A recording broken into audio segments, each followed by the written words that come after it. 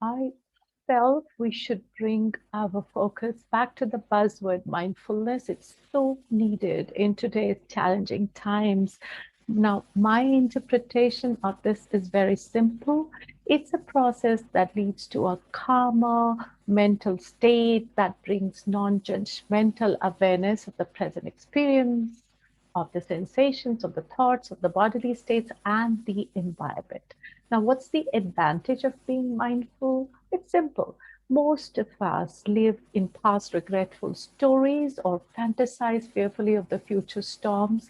But when we engage, embrace, and acknowledge an emotion in a neutral space in the present moment, we then gain mind space to make balanced decisions in the present again, based on reflections and not reactions.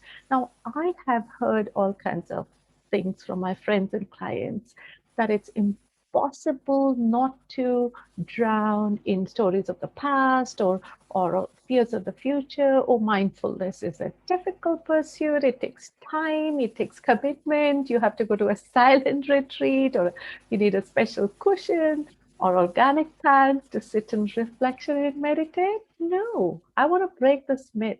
You can start being mindful to handle your day to day crisis as you are. Now, in my capacity as a mindfulness facilitator, I recommend very easy and effective ways to start on this beautiful journey. And trust me, one, start by paying attention to one or two activities you do every day. Say every time you move from, say, having a cup of coffee, then you go and use the bathroom, and then you're checking your phone.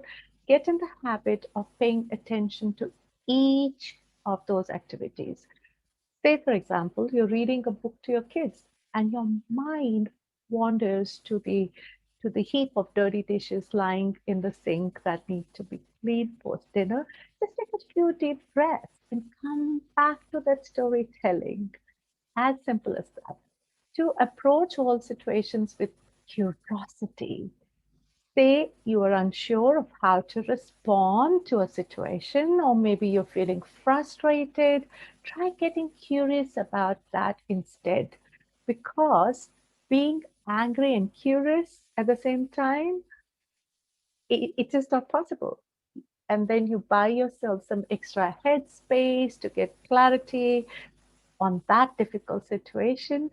And this way you can trick your cortisol hormones. Number three, breathe, breathe, breathe. Breathe is the key mindfulness pivot.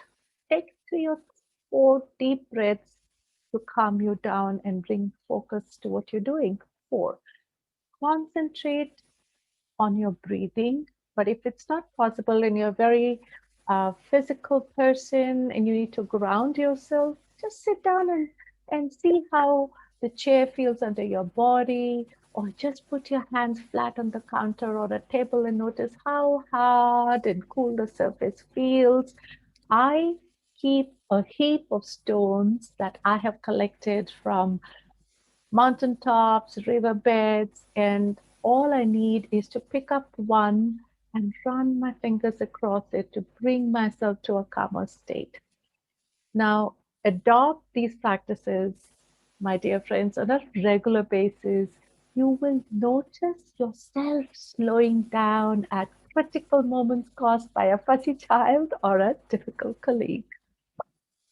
Tomorrow, take a virtual mindful walk with me. In the meantime, stay curious and stay safe.